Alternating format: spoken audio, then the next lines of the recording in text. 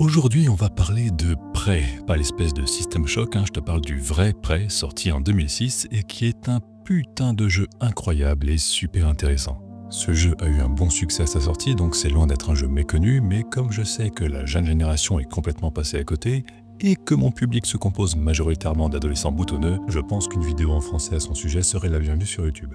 Au milieu des années 90, 3D Realms, 3D Realms, je sais toujours pas comment on prononce, mais on s'en fout. Bref, les mecs qui ont fait Duke Nukem 3D, un des FPS les plus marquants de cette époque, ont eu une idée, faire un FPS avec un système de portail. Aujourd'hui, quand on parle de ça, on pense tout de suite à Portal, évidemment, et très souvent, quand on parle de Portal, qui est sorti en 2007, on aime bien dire que, finalement, ce concept, c'est pas Valve qui l'a inventé, mais que ça vient d'un jeu indépendant sorti en 2005 qui s'appelle Narbacular Drop.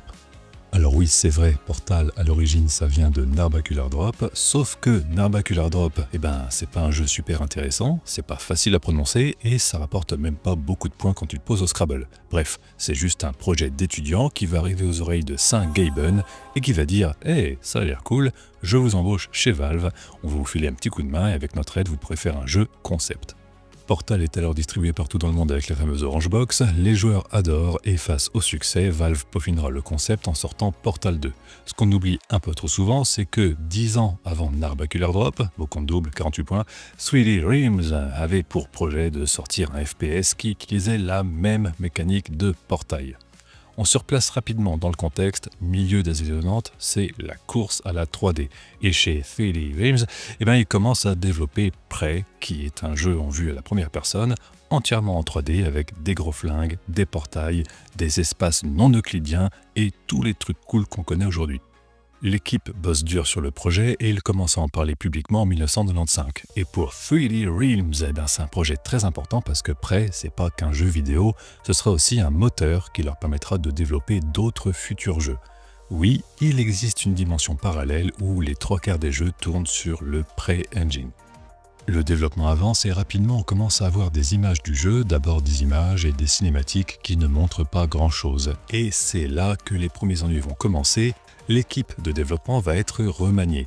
À ce moment-là, on n'est pas du tout dans la dynamique des studios contemporains. Le monde du jeu vidéo professionnel, ça reste un petit cercle où tout le monde connaît un peu tout le monde et certaines personnes vont préférer partir pour travailler sur d'autres projets, ça arrive. Sauf que à cette époque, les gens ne sont pas aussi facilement remplaçables qu'aujourd'hui. Il n'y a pas des tonnes de gens qui bossent dans le monde du jeu vidéo, c'est compliqué. On arrive donc en 1997 avec une nouvelle team, ça se passe super bien et on a des images du jeu qui semblent vraiment prometteuses puisque le système de portail en temps réel et en 3D fonctionne et que visuellement, pour l'époque, ça colle parfaitement aux standards du moment. On a là un jeu qui est graphiquement très bien pour l'époque et qui apporte une technologie de portail mobile, et j'insiste sur le terme mobile puisque là il ne s'agit pas de définir un endroit sur la map en disant si on passe ici, on se téléporte là-bas et on voit ce qui est de l'autre côté. Là on a vraiment la possibilité de créer des portails qui bougent dans tous les sens, en temps réel et qui fonctionnent.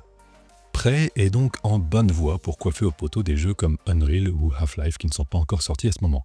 Mais alors que 3D Realms venait de changer une partie de l'équipe de développement de Prey, les galères vont rapidement s'accumuler. Le projet n'avance plus, il y a de plus en plus de problèmes techniques, et je le rappelle quand même, à cette époque, il y a des jeux comme Unreal ou Half-Life ou Quake 3 qui sont en développement et dont les moteurs sont eux aussi en développement. Et de l'autre côté, on a l'équipe de Prey qui fait la même chose, mais qui, en plus de ça, partent du principe que le moteur de leur jeu doit être capable de gérer des portails et des espaces non euclidiens.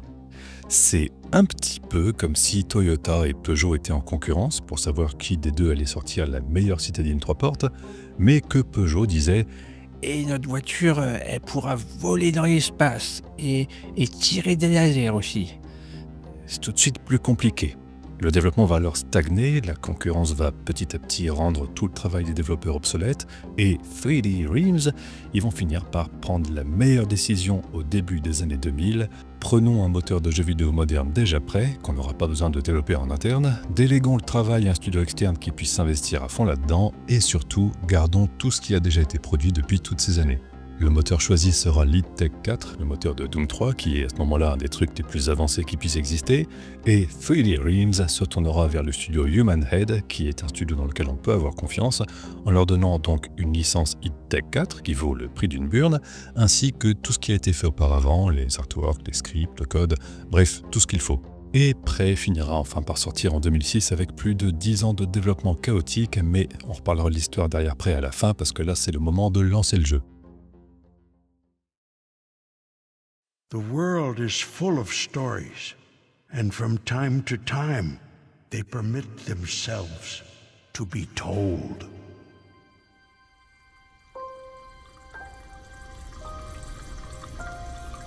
Hey, Tommy!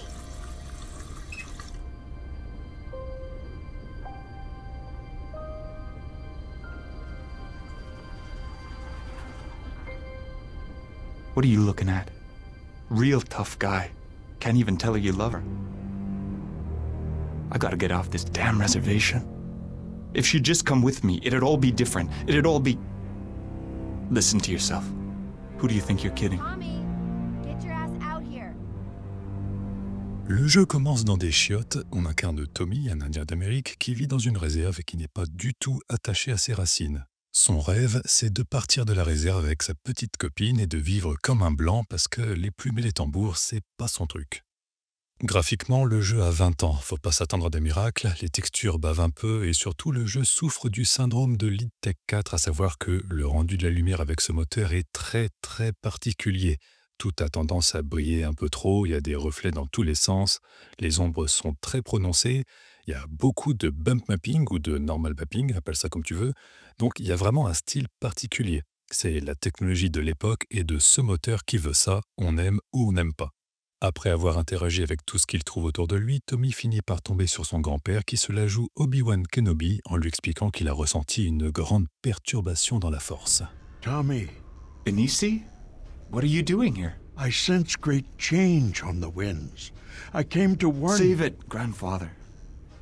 You know I don't go for that shit. Listen, Tommy. You cannot turn your back on your heritage any longer. It will give you strength. Strength? For what? To save yourself. To survive. Survive? What are you talking about, Anisi? Go home. My place is here, by your side. You will have need of me this night. Sure. Whatever. Tommy, le héros qu'on incarne, n'est clairement pas dans le délire Cherokee. Il ne croit pas aux esprits et il va rejoindre sa copine Jen, qui, comme toutes les Indiennes, tient un casino miteux et il va tenter de la convaincre de partir avec lui.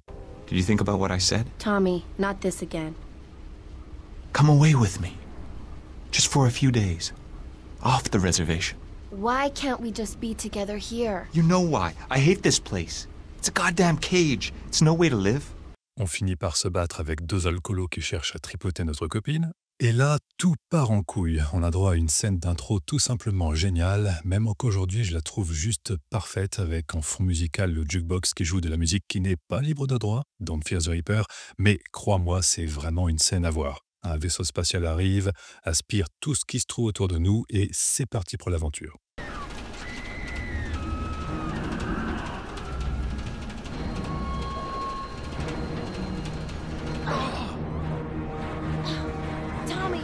Jen. Grandfather. Tommy, I can't move. Neither can I. Where the hell are we? What's going on? What are they gonna do to us? I don't know, Jen. Stay calm. I'll get us out of here. Just give me a minute.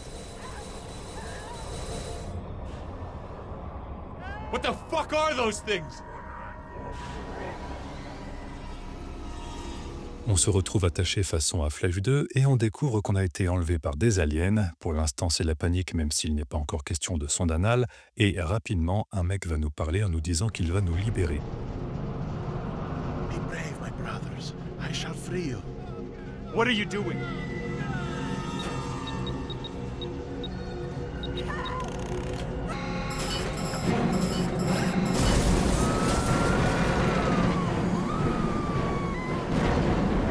Shit.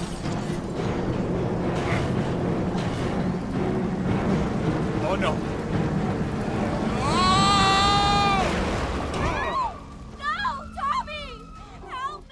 Une fois libéré, notre mission principale va être de sauver Jen. On passe dans un anus géant et on retrouve notre grand-père. Et là, c'est le moment de la sonde anale. Hang on! I'll try to stop this thing! Go now. I shall await you in the land of the ancients. Oh my god, no! No!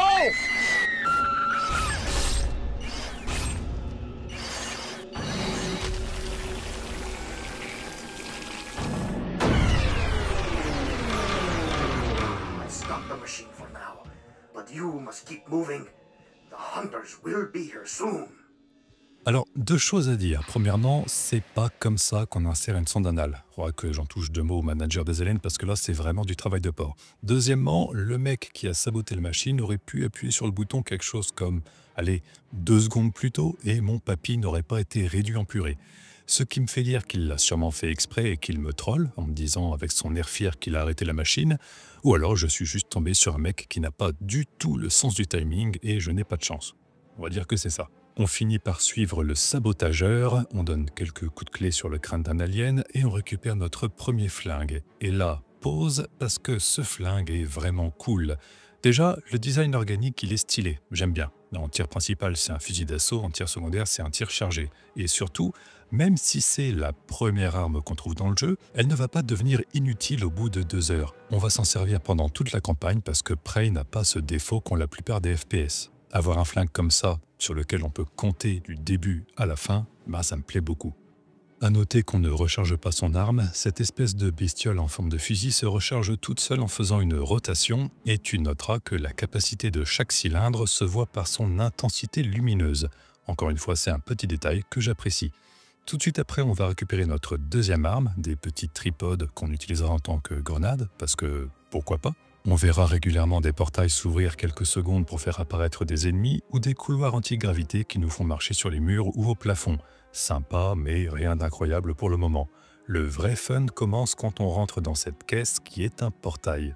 Un portail qui nous mène dans une salle avec cette espèce de pomme de terre placée sous verre et juste à côté, on a un deuxième portail qu'on peut emprunter et qui nous amène sur la pomme de terre. Oui, un des premiers portails du jeu nous emmène dans un espace plus petit et nous pose sur une mini-lune artificielle avec sa propre gravité. Et ça, c'est en moins de 25 minutes de jeu. 25 putains de minutes. Et c'est ça que j'adore avec Prey. Prey, c'est un jeu qui n'a pas le temps. C'est limite si quand tu le lances, le jeu te dit pas « Bon allez, dépêche-toi parce qu'à 16h, il faut que j'aille chercher les gosses à l'école ». Le jeu a un rythme de dingue. Et ça, c'est dû à deux choses. La première, c'est que le jeu est court. Il faut compter 5 heures pour le finir, environ, voire 6 heures si jamais tu es vraiment, mais alors vraiment très lent.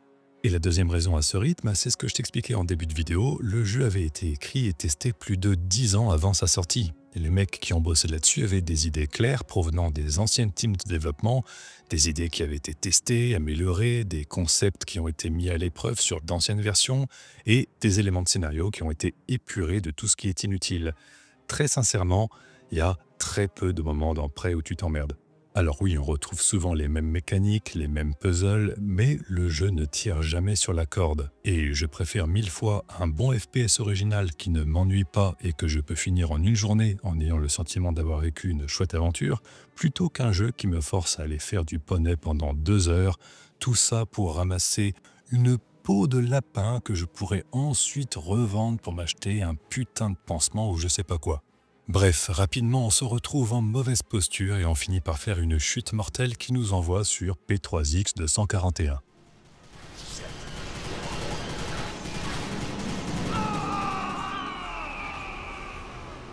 It is time to let go of the mortal world, Tommy. Time to become a part of the sacred fire. Let go, now. Mais en fait, P3X241, c'était Tatooine, et on croise notre grand-père en mode Obi-Wan Kenobi qui nous explique qu'on est dans le monde des esprits et que, en tant que Cherokee, on est capable de quitter notre corps physique. On aura donc maintenant la possibilité de se dédoubler, en quelque sorte, pour passer à travers des champs de force ou certains murs, ce qui nous aidera à résoudre des puzzles suffisamment simples pour ne pas freiner le déroulement du jeu, puisque je te rappelle que Prey, il n'a pas le temps, il est bientôt 16h et les gamins vont pas tarder, mais suffisamment satisfaisant pour pas que ce soit complètement anecdotique. De retour dans le monde des vivants, on entend une voix dans notre tête. What? Who said that? It understands me. Curious. This human is a mystery. Find him. Étant donné qu'elle a de la réverb dans la voix, on comprend que c'est la méchante, mais pour le moment, on doit retrouver Jen. En revenant du monde des esprits, on a aussi gagné la possibilité d'être immortel, tout simplement. Alors, on n'a pas le rire de Christophe Lambert, malheureusement, mais si on meurt, on retourne dans le monde des esprits, on tire des reines manta géantes pour récupérer notre santé, parce que, pourquoi pas, encore une fois, et on respawn là où on était avant sans aucune pénalité. Mais on reparlera de cet aspect du jeu en fin de vidéo. On a aussi ramené Talon avec nous, l'esprit d'un faucon qui va nous accompagner pendant tout le jeu. Talon a deux fonctions. La première, c'est un familier qu'on ne contrôle pas. Il attaque des cibles au hasard. C'est utile pour mettre un headshot facilement quand la cible se débat, mais c'est aussi utile pour repérer certains ennemis qu'on ne verrait pas au premier coup d'œil, puisque dans Prey, il n'y a pas une énorme minimap dans le coin de l'écran avec les ennemis indiqués en rouge. Preuve que c'est bel et bien un mauvais jeu vidéo. Talon a aussi une autre fonction très importante, celle de donner des conseils. C'est un peu le Clippy du jeu. En tant que NPC, Talon a des zones prédéfinies où il peut se poser pour révéler des indices. Quand il se pose sur un écran, ça va traduire la langue extraterrestre pour qu'on puisse la lire. Et sinon, quand on ne sait pas trop où aller, il suffit de le suivre. Généralement, il se pose là où on doit aller. Là encore, Talon remplace le gros losange blanc qu'on devrait avoir en haut de l'écran sur notre boussole. Mais qu'on n'a pas parce que Prey est un très mauvais jeu. On récupère ensuite notre deuxième flingue appelée la Sangsue. C'est une sorte d'outil capable d'aspirer différentes sources d'énergie et de changer son tir suivant ce que tu mets dedans. Au total, il y a 4 types de munitions différentes. C'est à la fois un fusil à plasma, un railgun, un canon cryogénique et un rayon de la mort. J'aime beaucoup le concept et là encore, ça nous fait une arme qu'on va pouvoir utiliser jusqu'à la fin. Prey est peut-être un mauvais jeu, mais un mauvais jeu éco-responsable. Ah mais attends, est-ce que ce serait pas le moment de tuer des enfants?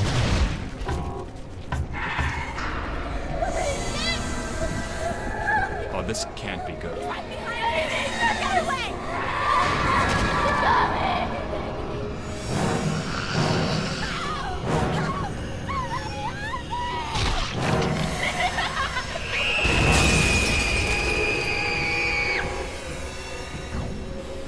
These ghostly abominations were not here before your sudden return, human.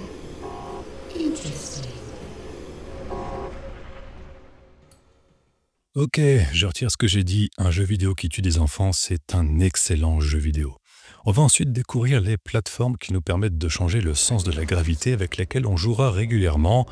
Bon, allez, ça fait même pas 45 minutes, on a vu un enfant exploser, un autre se faire empaler, et là on vient de dégueuler, ce jeu est vraiment trop bien. Point final. On finit par retrouver Jen, notre bien-aimée, au coauteur oublié. Bon, elle est toujours accrochée comme un jambon, mais au moins on n'est plus très loin d'elle, et peu à peu, en la suivant, on commence à se rendre compte de l'ampleur du vaisseau sur lequel on se trouve avec quelques vues à l'extérieur.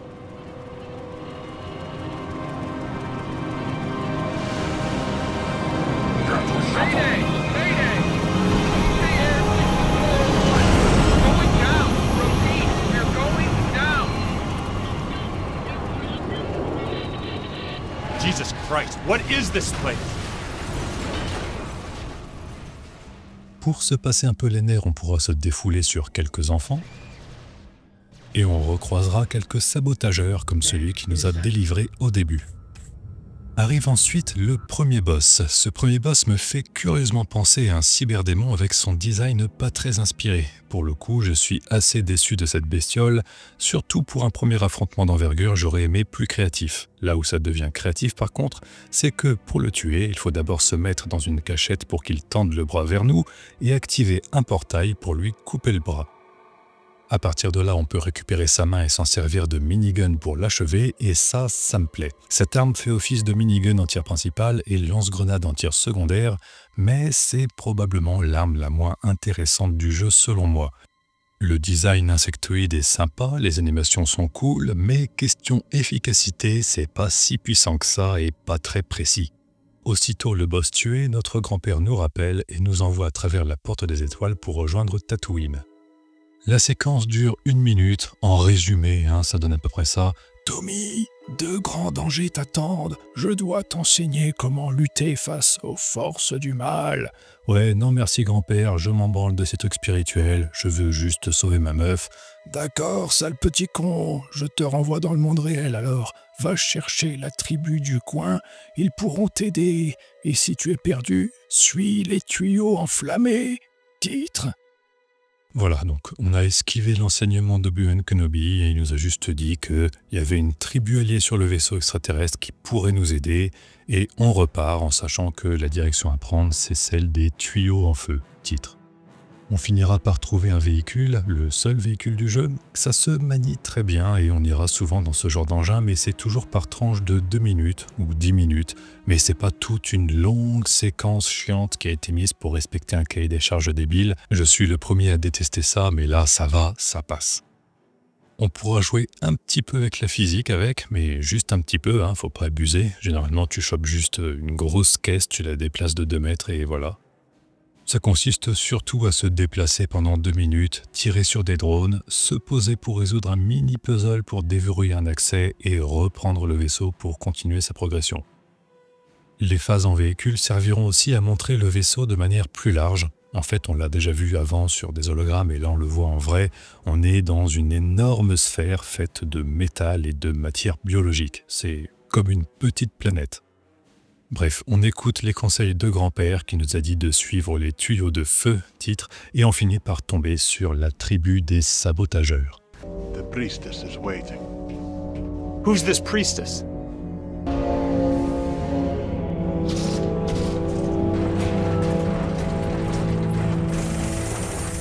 Greetings. Who are you? You may call me Eluit. We are the Hidden. As with you, we were plucked from our homes and brought here to this place, to the sphere.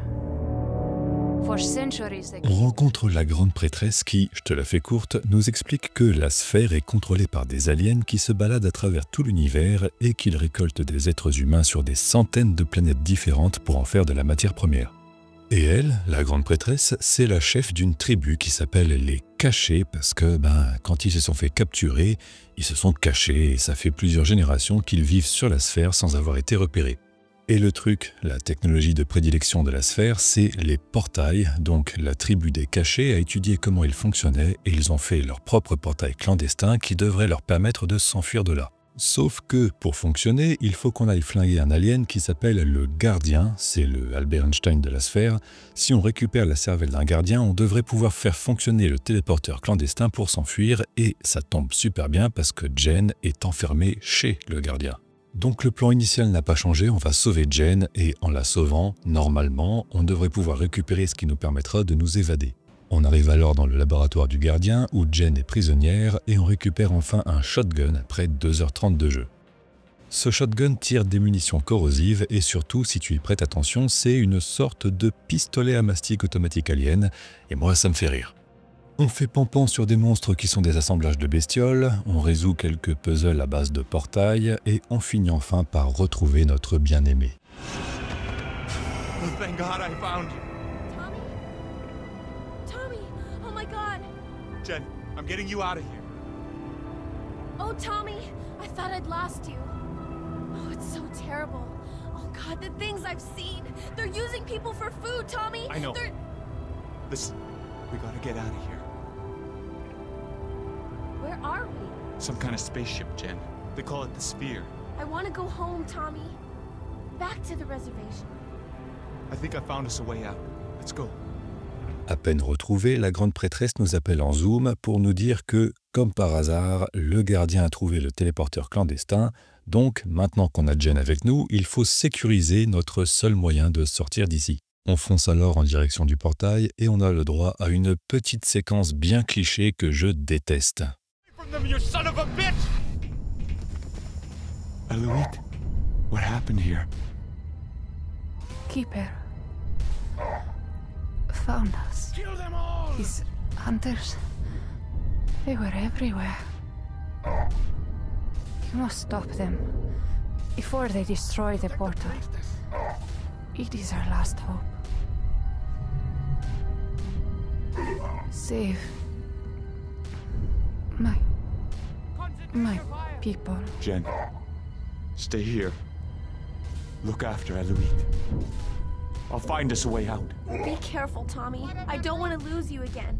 Ouais, alors ça fait 3 heures que je cours partout pour la retrouver, j'ai vu des sondes anales bizarres, des mecs totalement traumatisés, des enfants mourir, bon ça j'avoue j'ai bien aimé, j'ai vu un avion s'écraser, j'ai flingué un cyberdémon, j'ai quand même marché sur une lune miniature, hein.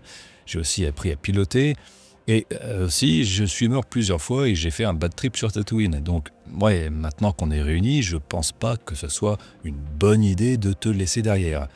Mais voilà, c'est le jeu, hein, donc j'ai pas le choix. Pan, pan, pan, piou, piou, piou, pan, pan, pan, on tue des méchants. Et là, surprise, Jen se fait enlever. Oh là là, on s'y attendait pas, dis donc.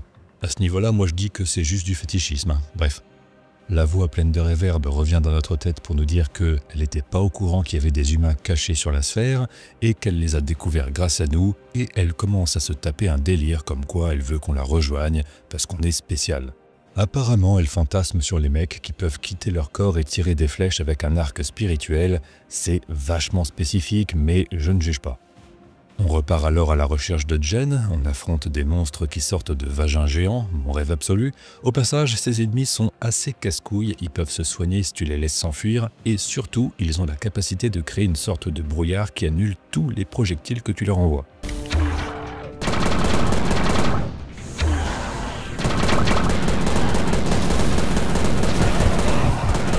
Sur le principe, c'est pas spécialement dingue, mais le fait que graphiquement ce soit un brouillard et pas un truc physique comme un bouclier qu'on voit clairement, dont les limites sont bien définies, eh ben ça rend les combats un peu hasardeux et je compte pas le nombre de fois où j'ai perdu des grenades en les balançant au mauvais moment.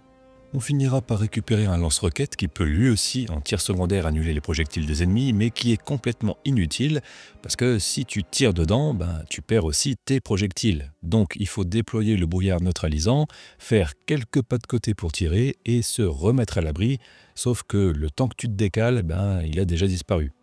Donc je comprends pas dans quelle situation ça peut être utile pour le joueur, à part pour un combat de boss, et encore, hein, je rappelle qu'on peut pas mourir dans ce jeu, donc c'est plus là pour le style qu'autre chose.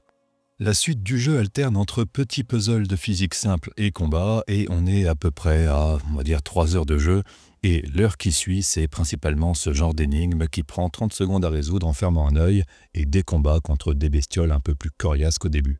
On aura aussi ce passage que j'avais trouvé vraiment stylé à l'époque, une sorte de petit labyrinthe qui fait une boucle de portail, et en y rejoignant, je trouve que la séquence est toujours aussi cool, et je suis vraiment déçu que ça ne dure pas plus longtemps. Là encore, en 30 secondes maximum, on trouve la sortie, ce jeu est décidément très pressé. Là, je sens qu'il a démarré la Xantia, qu'il est prêt à prendre la route vers l'école. Mais c'est aussi ça que je trouve cool, c'est que même quand tu penses que tu as à peu près tout vu et qu'ils avaient montré tout ce qu'ils avaient à montrer, ben il reste quelques petites séquences originales. On finira par se rapprocher de la voix pleine de réverb dans notre tête, mention spéciale pour le décor qui gigote, j'aime beaucoup cet effet. As you can see, human, you have come far. But the prize you seek is still beyond your grasp. You will submit to me, and I will take you to her. I don't want anything from you. I'll find her myself. Very well. Et après quelques chargeurs vidés, on retrouvera Jen. Jen, thank God. Tommy, I can't feel my legs. Help me. I'm so afraid. Don't be scared. I'm getting us out of here, I promise.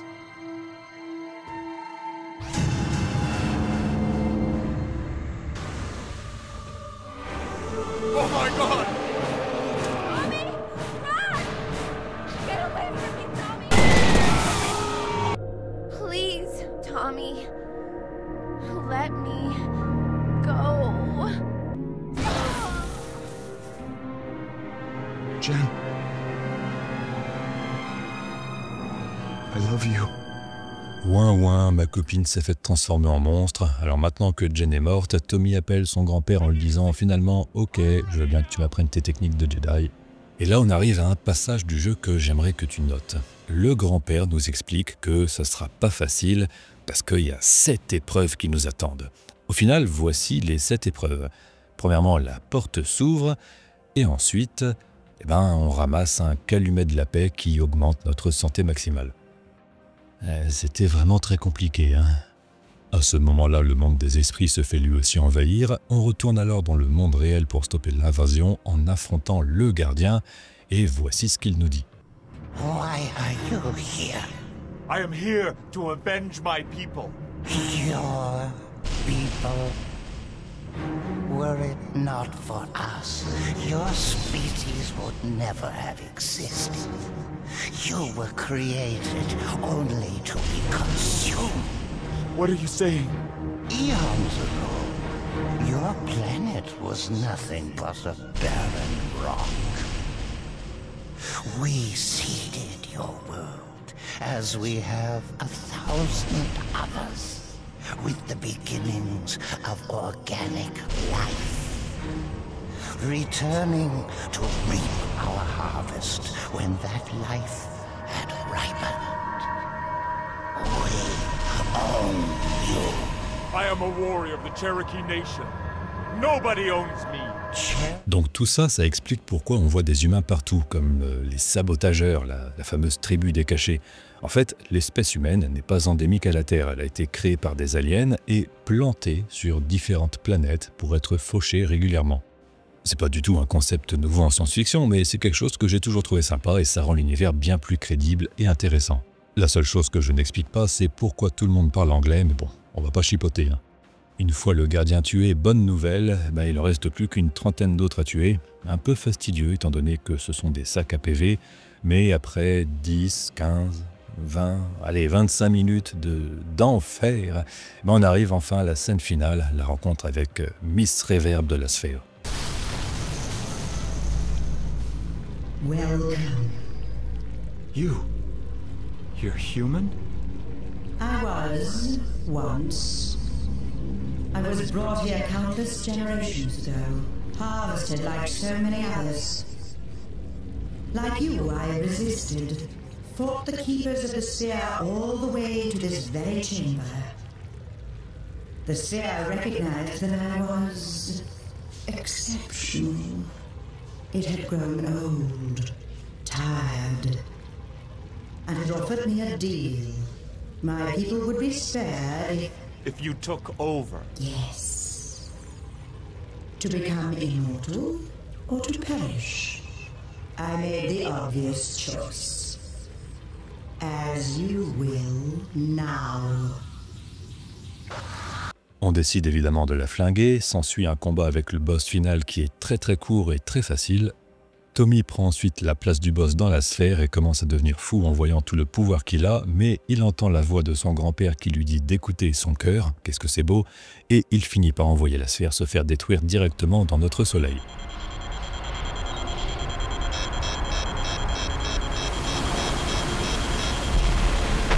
Et c'est la fin de Prey. Alors ce jeu est juste génial. À commencer par son histoire qu'on va décortiquer vraiment très rapidement tant que c'est encore frais dans notre mémoire. La première fois que j'y avais joué, je pensais que on était une sorte de vrai Indien et qu'on avait le pouvoir d'invoquer des esprits des Indiens ou un truc du genre.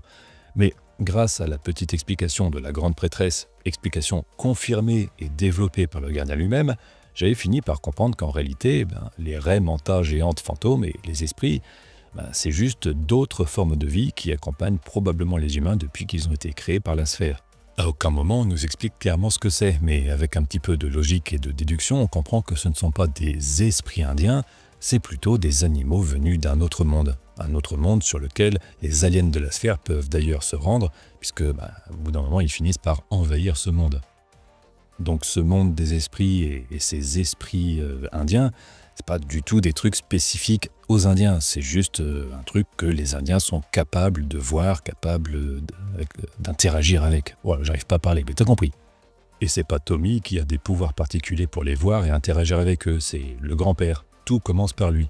Il est capturé en même temps que son petit-fils, il meurt en premier et il va dans ce monde frontière en premier. Depuis le début du jeu, il communique avec ses esprits et il arrive même à savoir ce qui va se passer dans le futur parce que les esprits lui ont expliqué. I sense great change on the winds. I came to warn you. Save it, grandfather. You will have need of me this night. Yaniwaya, since the coming of the storm. We come to cleanse the land of all living things. Lui, contrairement à Tommy, il suit les traditions depuis toujours et il va tenter de les transmettre à son petit-fils pendant toute la durée du jeu, parce que c'est grâce à ces traditions qu'on peut interagir avec ces êtres venus d'ailleurs. Le sujet principal de Prey, c'est pas la spiritualité. Le vrai sujet de Prey, c'est plutôt le devoir de mémoire, le respect des traditions. Qu'on soit croyant ou non, ce n'est pas le plus important. Le plus important, c'est de se souvenir et d'honorer la mémoire de ses ancêtres. Dès le début du jeu, on voit Tommy qui veut partir de la réserve, qui dit à son grand-père qu'il ne croit pas à toutes ces conneries de spiritualité, etc. Et Tommy, il est vraiment borné. Dans les premières minutes du jeu, il tombe, il meurt, il se retrouve au paradis avec son grand-père mort en mode Obi-Wan Kenobi, et même là, il continue de dire « Mais je crois pas à toutes ces conneries. Mec, t'es littéralement un fantôme, en train de parler à un mort, il te faut quoi de plus ?» The land of the ancients. The land of the... All that Cherokee crap, it's a bunch of superstitious bullshit. Et même quand Jen meurt, c'est son unique raison de vivre, il le dit, il appelle son grand-père, mais là encore, il n'est pas vraiment dans le délire cosmique des esprits de la 4e dimension. Il a compris que oui, il y a un truc avec un monde bizarre, mais il n'en parle toujours pas comme quelqu'un qui y croit de manière spirituelle. Il accepte que ça existe, ça le dépasse, et il a fait appel à Papy pour qu'il lui offre un boost de santé en forme de calumet de la paix, pas pour un cours de catéchisme. I want those bastards dead. All of them, whatever it takes. Son seul véritable changement, c'est au moment d'affronter le gardien. À ce moment-là, il ne renie plus ses origines et il s'affirme en tant que Cherokee. Et là, la mission du grand-père est accomplie. I am a warrior of the Cherokee Nation. Nobody owns me. Cherokee. I do not understand this notion. Et même si c'est sûr à 100% que c'est un hasard, je ne peux pas m'empêcher de faire un lien avec le studio Human Head, qui ont développé ce jeu, et qui ont honoré la mémoire des premiers développeurs qui ont donné vie au projet. Entre le concept de 1995 et le jeu de 2006, il y a une tonne d'éléments qui ont été conservés. Parfois, ça a été adapté, parfois c'est juste un clin d'œil, et dans d'autres cas, c'est clairement identique. Regarde ce portail qui date de 1997 et compare-le avec cette scène, on ne peut pas faire de plus beau clin d'œil, je trouve. Et il y a plein d'autres trucs qui ont été conservés tels quels ou réutilisés sous une autre forme. On retrouve les espèces de chiens dégueulasses, le thème de l'enlèvement extraterrestre, la sphère qui est une sphère de Dyson, rien à voir avec les aspirateurs, le grand-père sous forme spirituelle qui lui enseigne des trucs, les gardiens, le thème amérindien, les portails évidemment, la clé à griffes en arme de corps à corps, les vaisseaux qu'on peut piloter, les systèmes d'alarme.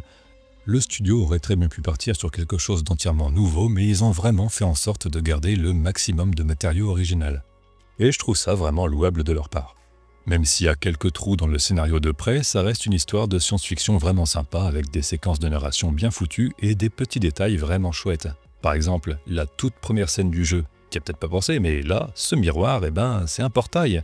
On commence le jeu face à la fonctionnalité principale de Prey qui avait été écrite plus de 10 ans avant. La musique que joue le jukebox pendant l'intro, c'est Don't Fear the Reaper, en bon français, parce que les ennemis sont appelés les Reapers depuis 1995. Bref, il y a pas mal de symbolique de ce style, ça va jamais chercher bien loin, mais c'est toujours sympa quand tu le remarques. Malheureusement, Prey a un goût d'inachevé. Je te disais tout à l'heure que tout est trop simple et trop court, contrairement à cette vidéo qui est sacrément longue, bordel de merde. Peut-être que j'apprenne à être un peu plus concis. Pas circoncis, concis. Enfin, bref, ce que je disais, c'est qu'il y a des séquences que j'aurais aimé voir plus longues et des mécaniques un peu plus exploitées. Peut-être qu'il y a eu des problèmes en interne, un manque de temps, de financement, peu importe, mais on voit bien que certains passages ont été intégrés dans le jeu simplement parce que ça avait été discuté en réunion. Ils ont commencé à travailler dessus sans jamais aller très loin. Et parfois on voit même qu'il manque des sections entières du jeu, comme tout à l'heure, je pense que t'as oublié parce que ça fait au moins une demi-heure, mais je t'avais demandé de retenir le moment où le grand-père nous prévenait qu'on allait devoir réussir cette épreuve pour récupérer un boost de santé et qu'au final, il y a juste une porte qui s'ouvre et l'item il est juste derrière. Certaines mécaniques de gameplay aussi sont assez particulières comme le fait d'être immortel. À chaque fois que tu meurs, t'as juste à faire du tir au pigeon pour recharger ta santé et tu reprends la partie. Alors c'est original et j'ai rien contre ça, mais c'est complètement sous-exploité et je suis certain qu'il y avait quelque chose d'autre de prévu mais que le concept n'a pas été jusqu'au bout pour une raison ou pour une autre. En fait, t'es toujours sur la même map et c'est toujours le même mini-jeu sans intérêt à chaque fois. Peut-être que faire différentes maps avec différents puzzles à résoudre pour revenir dans le monde des vivants aurait été un petit peu plus sympa et plus intéressant, mais malheureusement, c'est pas le cas. Heureusement, il y a plein de points positifs qui font que ce jeu reste cool à faire, ou au moins à regarder, même 20 ans après sa sortie. Putain, ouais, 20 ans quand même, hein. C'est fou comme le temps passe vite. Déjà, graphiquement, le jeu il est très bon. Je disais en début de vidéo que le rendu sur l'Elite 4 il est particulier et que tout brille un petit peu trop, mais comme on est tout le temps sur un environnement qui mélange métal et matière organique dégueulasse, ben finalement ça rend super bien à l'écran. Ça donne après une patte graphique vraiment spéciale qui le démarque des autres jeux du début des années 2000. En plus de ça, le niveau de détail était vraiment bon pour l'époque. Personnellement, je trouve même que ça tient encore la route aujourd'hui. Et surtout, ce jeu a des scènes qui sont travaillées. C'est pas le cas tout le temps, mais par moment, on voit très clairement que les mecs qui ont bossé sur ce jeu ont reçu un artwork et qu'ils ont juste cherché à refaire la même scène à l'identique pour que, une fois dans le jeu, notre caméra se place exactement de la même manière et qu'on ait un visuel qui rentre bien à l'écran. Je pense par exemple à cette scène avec le bus scolaire ou à ce moment où il se passe absolument rien, mais où les effets de fumée et de lumière dans le noir sont de toute beauté. Les musiques sont aussi un gros point fort du jeu. Au total, il y a plus de 3 heures de bande-son originale sur un jeu qui dure environ 5 heures. C'est un ratio impressionnant et ça renforce vraiment cette impression cinématographique. T'as pas constamment la même musique dans les oreilles et tu sens que ça raconte quelque chose. C'est pas simplement action.wave qui est joué dès que t'engages un combat. Les effets sonores sont eux aussi assez chouettes, les enfants qui pleurent, les humains qui crient, les aliens qui parlent, les alarmes, c'est un très bel habillage avec tous les sons d'ambiance associés à chaque environnement.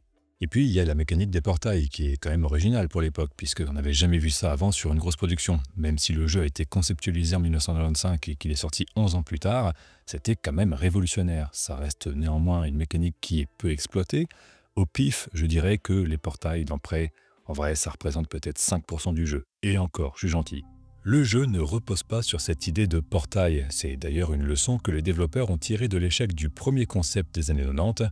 Une des raisons pour lesquelles le jeu avait pris autant de temps à être développé, c'est que les développeurs originaux voulaient vraiment faire des portails un élément de gameplay principal. Sauf que, à la différence d'un jeu comme Portal, où on ne fait que enchaîner les salles de puzzle qui sont clairement représentées comme des salles de puzzle, ça ne peut pas du tout fonctionner pour un jeu scénarisé et linéaire. La plupart du temps, Prey, c'est surtout des phases de combat, mais même quand il n'y a pas de portail, il y a des trucs dans le même esprit qui rappellent qu'on a affaire à un jeu qui est spécial.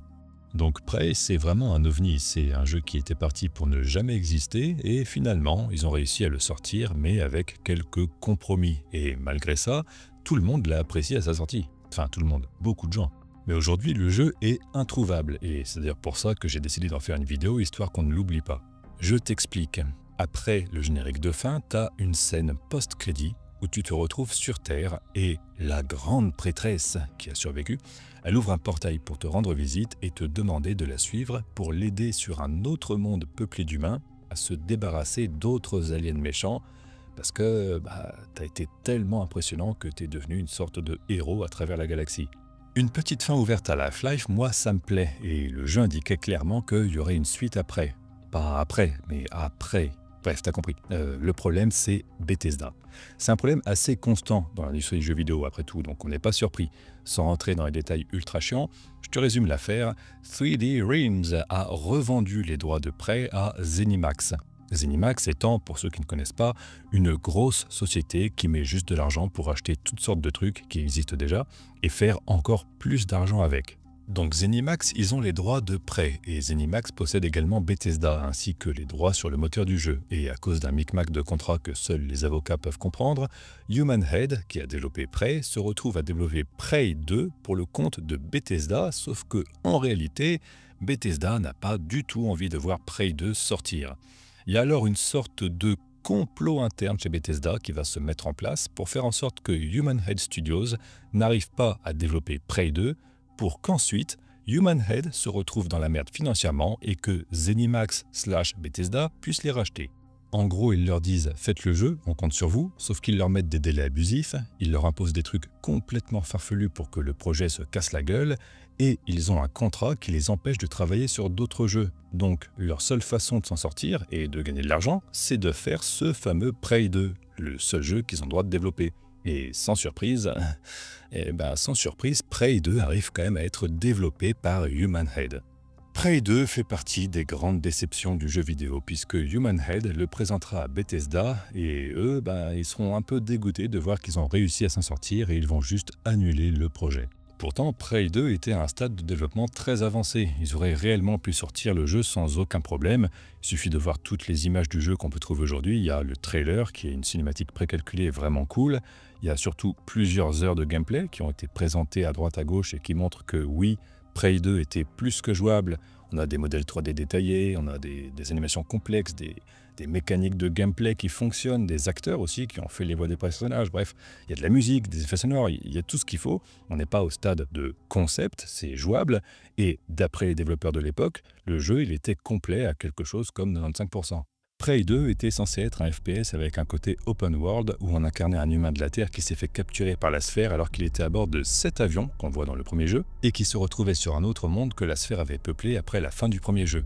À partir de là, le héros qu'on devait incarner travaille en tant que chasseur de primes sur ce monde alien et c'est à ça que servait l'aspect open world. On se balade, on récupère des contrats, on trouve quelqu'un à arrêter et une fois qu'on l'a trouvé, on utilise un système de portail pour téléporter la personne auprès des gens qui ont mis un contrat sur sa tête et on récupère l'argent pour acheter des armes, des munitions, des gadgets, des sextoys et d'autres trucs cool. Là où l'histoire devenait intéressante, c'est que le héros était amnésique depuis le crash de l'avion et qu'à chaque fois qu'il mourait, il se réveillait dans son appartement sur ce monde extraterrestre, sans savoir qui il était, comment il était arrivé là et en étant le seul humain sur cette planète. Et à chaque fois qu'on meurt dans Prey 2, on perd notre mémoire et on réapparaît dans notre appartement. On reprenait alors un petit peu la même mécanique que dans le premier jeu, à savoir qu'on ne peut pas réellement mourir, et à chaque fois qu'on meurt, on ne charge pas une sauvegarde pour revenir en arrière, le jeu continue de tourner, le monde continue d'avancer, et d'ailleurs, au fil de l'aventure, on pourrait voir nos anciens cadavres. Jusqu'à ce que Tommy, donc je te la fais courte, désolé, mais bon, le héros du premier jeu, il est retenu prisonnier quelque part et il nous contacte en sortant de son corps et il nous guide jusqu'au grand méchant qui contrôle cette planète, à savoir des gardiens de la sphère, logique puisque c'est un de leurs mondes. Une fois la mission principale terminée, donc j'imagine en ayant flingué les gardiens et en ayant libéré la planète ou je ne sais quoi, il y avait une petite pirouette scénaristique qui faisait que notre personnage arrivait enfin à rentrer sur Terre en se téléportant et à vivre une vie normale et mourir de vieillesse entouré de notre famille. Mais au moment de mourir à l'hôpital, on se réveillait une nouvelle fois sur ce monde alien en reperdant notre mémoire. Je trouve l'idée vraiment sympa et surtout c'est une super idée pour un jeu open world puisque finalement, peu importe nos actions, le jeu avait toujours une justification pour nous placer sur cette planète alien et nous pousser à explorer et accomplir des missions. Généralement, quand tu es sur le point de finir la quête principale dans l'open world, on te met un gros message qui t'explique « Attention, vous ne pourrez pas revenir en arrière, terminez ce que vous avez à faire avant, est-ce que vous êtes vraiment sûr de vouloir continuer ?» Là, dans Prey 2, ils avaient trouvé un moyen pour que, même une fois le grand méchant vaincu, et après avoir vécu la happy end, tu te retrouves quand même dans l'open world à pouvoir faire des missions secondaires tout en restant cohérent avec le scénario. En tout cas, ce jeu avait l'air vraiment très cool, mais Bethesda a préféré le sacrifier voyant que leur plan machiavélique n'avait pas fonctionné. Et de toute façon, ils n'ont jamais compté le sortir puisque pendant le développement de Prey 2, Bethesda a engagé Arkane Studios pour travailler sur un nouveau jeu qui s'appellerait Prey, parce qu'ils ont les droits, donc ils font ce qu'ils veulent avec le nom. Pop, réveille-toi, parce que là, je sais, cette vidéo est longue et tu te rends pas compte de ce que je dis. Soit t'es pas arrivé jusque-là, très, très clairement, soit tu m'écoutes d'une oreille et tu fais pas trop gaffe. Donc, je veux juste quand même souligner le niveau de fils de puterie de Bethesda. Voilà, c'est très important.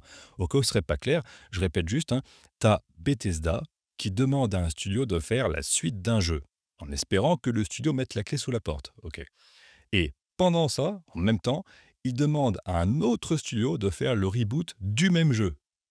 Normal, quoi. Voilà, normal. Évidemment, Bethesda a toujours nié ça en bloc. D'après Bethesda, c'est juste que le jeu présenté par Human Head Studios n'était pas assez bon et qu'il a été annulé pour ensuite être transféré chez Arkane, qui ont décidé de faire quelque chose de totalement différent sans aucun lien avec l'original. Mais si on fait quelques recherches, on comprend vite que Bethesda avait tout calculé depuis le début.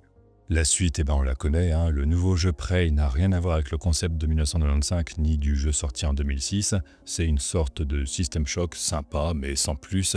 Et le vrai jeu Prey, il a été mis complètement dans l'ombre puisqu'il est aujourd'hui impossible de l'acheter à part si tu le prends sur des sites qui revendent des vieilles clés CD. Et même si tu le prends comme ça, voilà, ou que tu le prends d'occasion, ou même que tu le prends en version craquée, ça reste un jeu quand même qui a 20 ans avec une limite à 60 FPS, pas de support pour les résolutions d'écran modernes. Bref, c'est vraiment dommage. Je pense que la plupart des gens qui testent aujourd'hui ce jeu n'en profitent pas correctement. Je pense qu'avec un petit remaster et un petit reboot, ça irait tout de suite mieux et plein de gens se mettraient dedans.